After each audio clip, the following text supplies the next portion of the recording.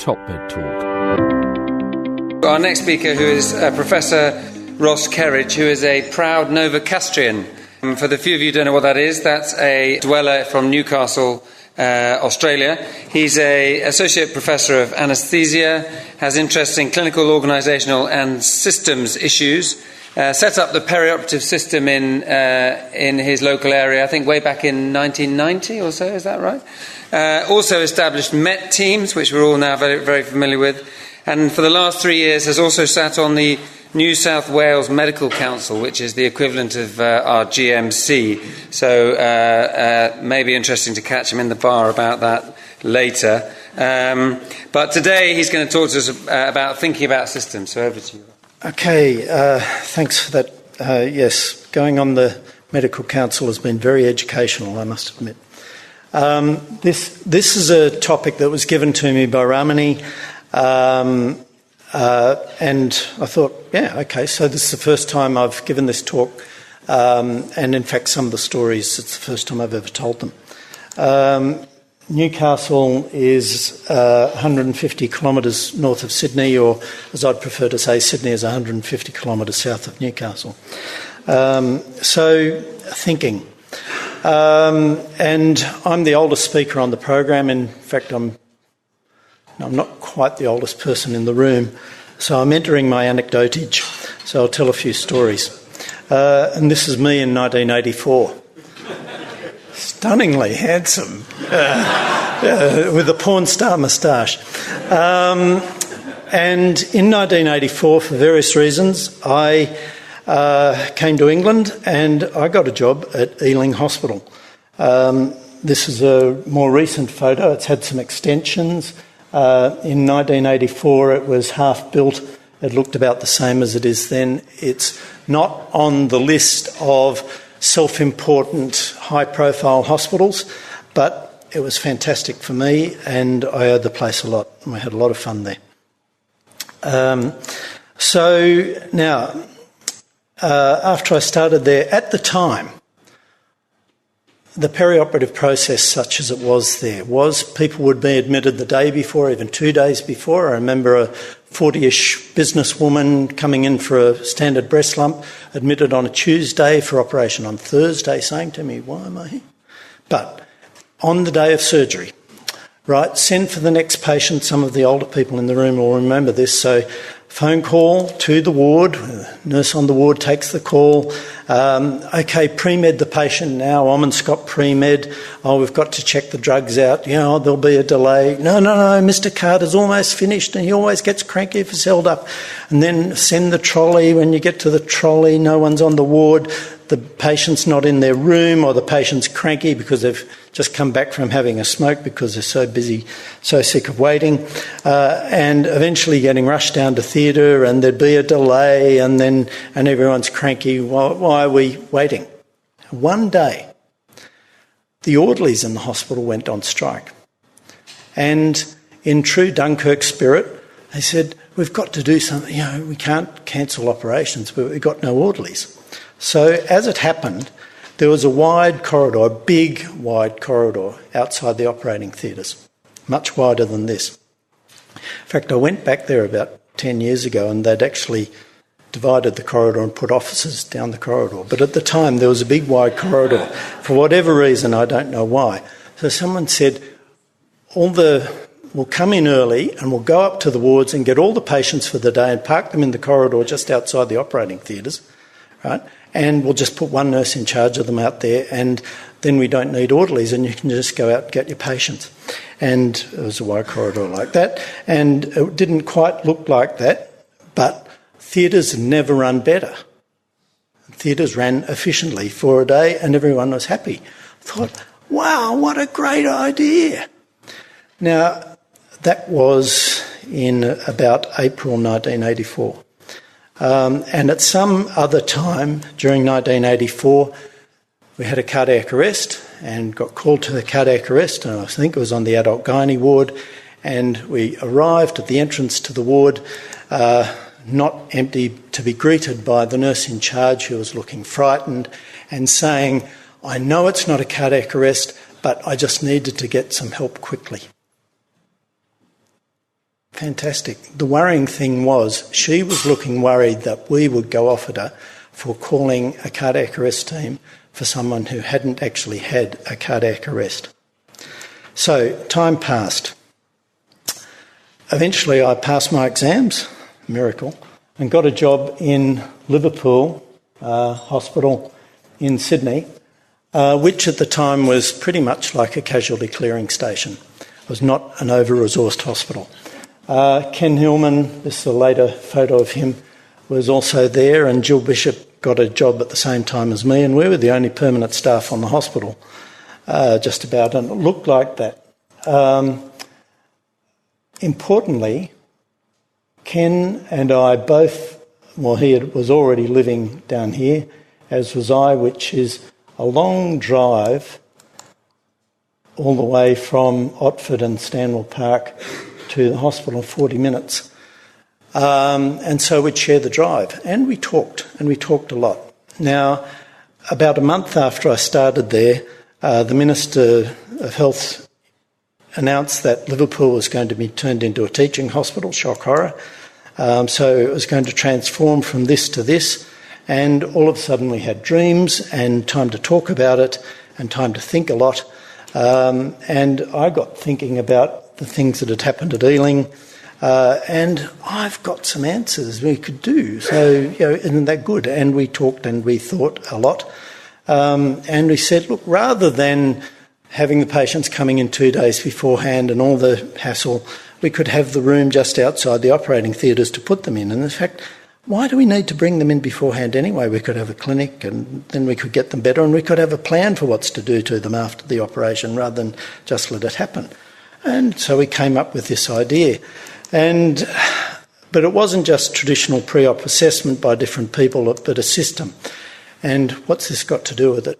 Eventually, we had to present it to a committee of important people, Tom Reeves, a very senior surgeon, and Helen Lapsley, who was a very senior health economist, and her response was somewhat reminiscent of Meg Ryan's at our presentation. So that was good, and so we had to organise a committee to work up the idea further, and we had to spend a bit of money refurbishing a ward, and that had to happen while work was still going on. And then we published it, and it all worked, and it was fantastic, and lots of people took interest, and I presented at the ASA meeting in '93, the Australian Society of Anaesthetists meeting. I was fantastic. So, instant surgery saves 81 million for New South Wales, and plans and booklets, and even got invited to write something for the college bulletin here in Britain, and it was all easy. So you've just got to have an idea and think, and you can fix the system. But it's not always that easy, and we also said, OK, let's have a different system for deteriorating patient, not wait for a cardiac arrest, but for changes in physiology, or like the nurse on that ward, any patient you're seriously worried about, whether even if they don't fit the above criteria, you can call for the medical emergency team.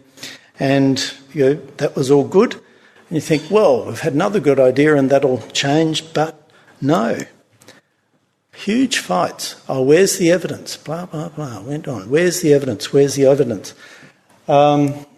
I got to write a nice little editorial. No evidence to justify not implementing change. I'm particularly proud of that title. But the arguments kept on going. No. Eventually more and more papers published, and eventually it became more widespread, but that controversy is still going on. So, stormy editorial we wrote there, but that's... It may even be unethical to delay change while inappropriately demanding more evidence. How many people should be allowed to suffer or die in the absence of level 1 evidence when reason suggests change and our duty of care demands it? I was on form that day, wasn't I? So can we improve patient outcomes just by thinking? And yes, sometimes you can, and there's a long history. Born Ibsen in Copenhagen, leaving the operating theatre in the face of a polio epidemic, intubating kids on the wards, rounding up the medical students to sit there and squeeze the bags by the bedside, while eventually Engstrom developed a ventilator, which they initially called mechanical students, and saved lives as a result. When we first read this paper, it was published in an April volume of Anaesthesia. Read the paper and then saw the author and thought, oh, this is a practical joke, this is April Fool's joke. I thought, this is crazy. But when you saw it, you think, why didn't I think of this? You didn't need to read it, just, it works. And started using them. And, well, here's Archie Brain at the World Congress 2 years ago, dressed like a rock star, living the dream.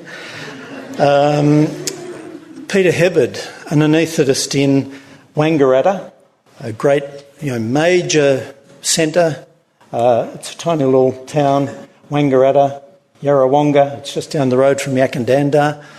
I kid you not, that's the main street of Wangaratta. And he came up with ultrasound and said, McIntosh talked about this technique of transverse abdominal plane block, put it on the abdominal wall, said, there it is. You can put a needle under direct vision, you can do it. You only need to see it done once and you think, this makes a whole lot of sense. Yeah, I'm doing it. Checklist for critical procedures. Atul Gawande, great idea, came up with some research proving that it worked, although you can drive holes through the research, but you don't want to because it's such a good idea. Yeah. Cliff Hughes, the head of the Clinical Excellence Commission in New South Wales, was at Bondi. This is Manly Beach. I couldn't find it. I only noticed that recently. But anyway, he was down at the beach one day and said, that's why we have flags and that's where it's safe. And we should have that on the wards, and came up with the between the flags and the SAGO charts, as we call them, with the yellow and red colour coding. Great idea. But it's not always that easy. Rob Hackett, an anaesthetist originally from Liverpool, now working in Sydney, came up with this idea of names on caps. I know you've probably heard about it. He's promoting it through social media. She's one of my colleagues, as are those two ladies there, and Rob Rees-Thomas there. And it's a great idea. But he's had a lot of bad feedback about it and trolling through social media. Yeah, including, where's the evidence? This is crap. Yeah, crazy. He's more recently come up with the idea of standardising emergency numbers. I know in Britain that's already happened. There are, 51 different emergency numbers in hospitals across Australia. He's lucky on this occasion. He got into the health minister's ear and he said, this is a no-brainer, which I think is a great line for a health minister to come up with. So that's going to go through, but it comes from thinking. But as I say, it's not always a smooth idea. It's not just having a good idea. And the varieties of medical decision-making have evidence-based and consensus-based and a whole lot of others, right down to arrogance-based. And evidence-based medicine isn't the panacea to all the system's ills. We know the classic paper by John Ioannidis about most research findings are false.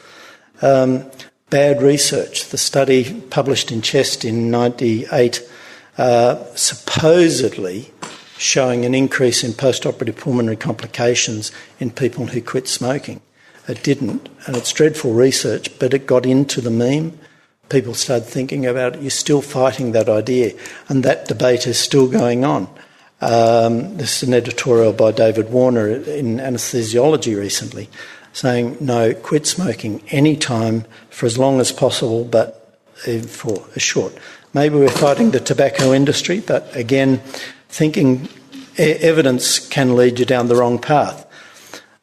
The argument about intensive control of sugar in intensive care, the argument about the toxicity of albumin that goes on and on and on, the amount of research dollars and effort that's been spent addressing that. EBM has been described as a movement in crisis.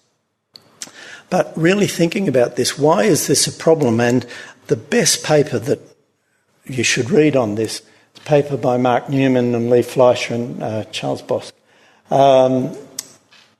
from, BMJ Quality Safety. Fantastic paper looking at both the science and the culture of why people got into using beta blockers so much, then to find that in fact it was probably causing trouble. So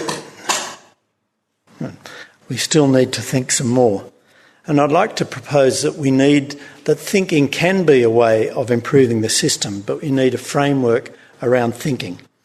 And this is something that I initially published 15 years ago in a paper in the MJA, and was met by thunderous inattention. But anyway, suggest one, is it scientifically rational? Is it clinically reasonable? What are the risks? What are the resource implications? Are there any ethical considerations? What does the evidence advise? Then think about the emotional and political issues and how you're going to evaluate it. And I'd like to go through what I mean by each one of those points. So, what's scientifically rational? And I say that because we are the pygmies that stand on the shoulders of the giants of Isaac Newton and Hippocrates. We work in a scientific paradigm, and when we're analysing problems, and sometimes particularly in critical care, there may not be time to look at the evidence, let alone find evidence. But we need to look back onto our first scientific principles and think, okay, we need to do something. What would make sense? And conversely, sometimes when you're looking at a problem, is it even rational to think that a drug given at the time of surgery can reduce your perioperative mortality by 20% when that drug's been around for 40, 50 years, in the case of beta blockers and the Polderman study? And it was always, it's easy to be wise in retrospect, but his evidence never really made sense to rational thinking.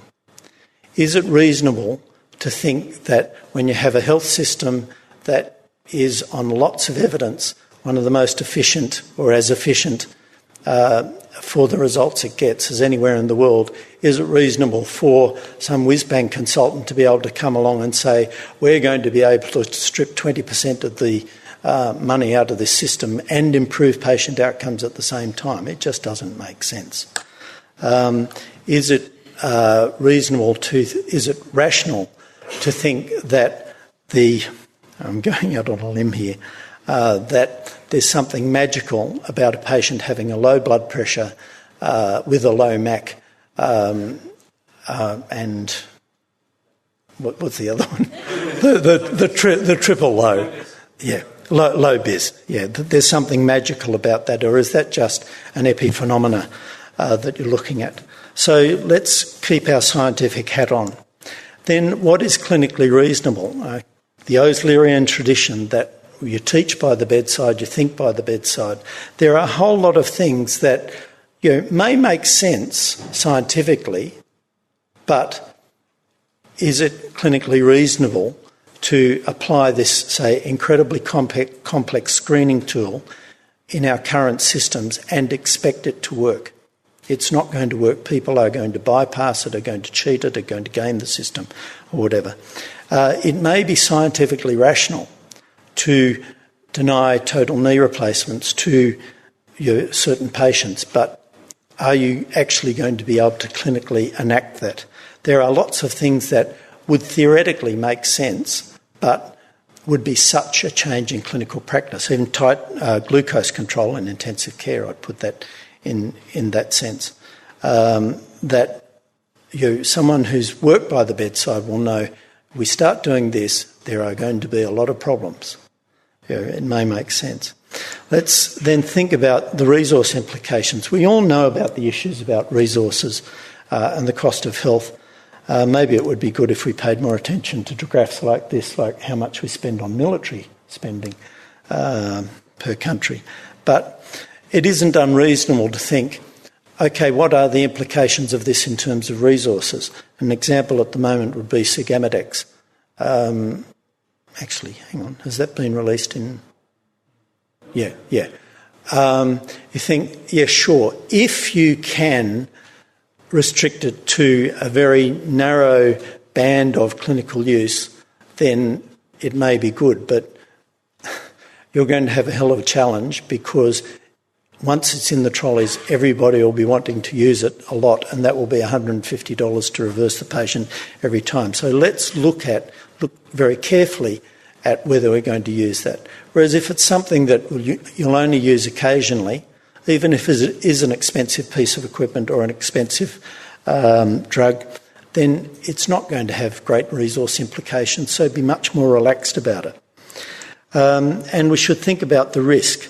Again, using our clinical experience and our knowledge of the way the system works and our medical knowledge, we can make a reasonable guess. Is this something that, if it goes wrong, there could be catastrophic complications? Or is it something, well, look, it might do some good, there is a bit of scientific rationale to this, it's an easy thing to do, it's not going to cost a lot, and it might do some good, well, give it a go, right? If there's no great downside. On the other hand, if this is something where this could be very dangerous if we use it, then let's think very carefully about whether we'll put that into place. Adrenaline in anaphylaxis, very much standard of care. Vasopressin is on the list of secondary interventions for critical anaphylaxis. But for most people dealing with unexpected anaphylaxis in the operating theatre, they're probably going to be unfamiliar with using vasopressin. So there's going to be a high risk that it will be misused. So maybe don't put it on your protocol, or if you put it on the protocol, put alert, think carefully about using it before using it. Epidurals in post-operative care. There is, we know, for post-surgical patients going to the wards, there can be catastrophic complications, so maybe we need to think more carefully about that. Anticoagulation in old, unstable, unsteady patients with atrial fibrillation. Yes, the science says that you should, but there are risks. I put in ethics. My brother is a very senior medical ethicist in Australia, so I have to put that in for him. But regardless, I think sometimes some of the things that we've been talking about with end-of-life care, let's just remember that it would be very easy to transpose what is appropriate care for a patient in a loving family to this is a convenient way of dealing with an unwanted problem and crossing an ethical boundary. Now then think about the evidence, and I'm suggesting that if we've thought through a problem and we have a scientifically rational approach that's clinically reasonable, that isn't going to bankrupt the system, where there's no major downside risk, or alternatively an acute situation, if there's a high-risk situation, then we don't need to worry about having a huge amount of evidence. And I would say with the medical emergency team, it was scientifically rational, clinically reasonable. The resource implications across the system weren't great. I'm not denying that, particularly in some places, it was extra workload for intensive care, but it wasn't a high-risk, high-cost intervention for the system. Certainly no risk or ethical issues. Why keep on challenging the evidence or saying, oh, there's no evidence for this? And challenging the quality of the evidence is a very effective way of stymieing progress if you want to. And let's be reasonable about how much evidence you require. On the other hand, if what you're proposing is going to result in a massive amount of resources being diverted, then let's sit down and really make sure that we have very good evidence about it. But ultimately, there's about the evidence. He said it's self-evident that everyone's created equal. He said we've got evidence of weapons of mass destruction. She said any single man with a fortune is in need of a wife, whereas all the evidence that I hear is that they're either gay or a creep. And he said, oh, it's all fake news. Sorry, that's the joke. But remember, Galileo had the evidence but it wasn't enough. And why wasn't it enough? Because ultimately, much as we would like to think that it's all about having the evidence, you've got to deal with the emotions or the politics. Dee Madigan is a sort of marketing and political communication guru in Australia. And she has this great quote that all our decisions are emotional. And intelligent people very cleverly use their brains to find reasons to justify their emotional decisions. And sometimes when we're having problems, and it's been touched on earlier today, that we really need to deal with the emotional reasons why we can't implement something. We would like to think that the world is a nice, orderly place where we sit at our desks and say, yes, I have the answer, because that was our experience. The reality is this isn't the world. The world is the playground, and the playground gets dirty and you get beaten up if you don't play it right. Now, our response is, let's go back into the classroom and say, Miss Cochrane, you tell them, I know the answer, stop beating me up. I know the answer, Miss Cochrane. The reality is the world is the playground. You've got to get out in the playground, relate to people, get them all holding hands and working together. But other people have said that much better than me today. So then think about evaluation, how you are going to evaluate the system that you introduce, but value implies things that are of value to the patient, and that means you've got to understand what are the patient's values. This is an attempt to put this into a framework. So the LMA, I'm still not sure whether it was rational. It turned out that it was. Very reasonable once you saw it used, no risk. Resources, yes, they were expensive when they first came in outside the operating theatre because they were reusable, and they were expensive, but inside the operating theatre they weren't. It was a lot of fun to use, and evaluation was pretty obvious. Yeah, it worked. Okay, so that was easy. Staff names on hats, very rational, or it's reasonable. No risk. Minimal risk, no resources, no ethical issues, no evidence. The emotions, it's interesting. I think one of the reasons why people don't like it is because the rationale for using it is that people don't know you. And in order to come to terms with the idea that you have to put your name on your hat, you have to accept psychologically that the people you've been working with for a long time actually don't know who you are.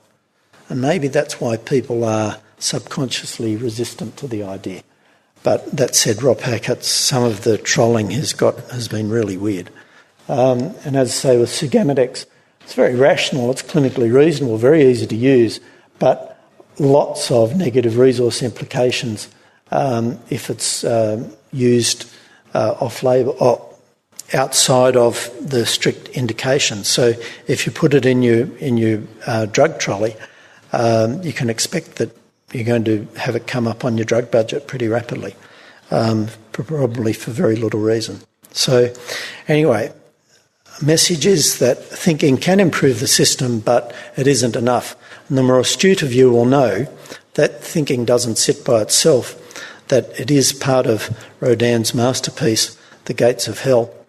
And so if you're going to think about the system as a way of improving the system, there's a whole lot else that goes with it. You may end up going through a life or death experience, but don't be too worried, because if you're in heaven, you'll be happy, and if you're in hell, you'll be with all your mates having a good time.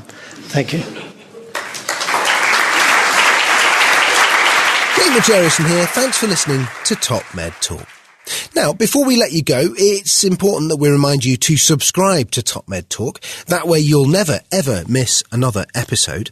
Also, if we could encourage you to join us on social media, Twitter, Facebook, LinkedIn, YouTube, pretty much every single social media platform, we're there. Join us. And finally, check out topmedtalk.com. If you go to our website, you can subscribe to email updates. That way we can always tell you where we're going to be, what we're going to be doing, and how you can join us. topmedtalk.com, and click on the section marked email updates.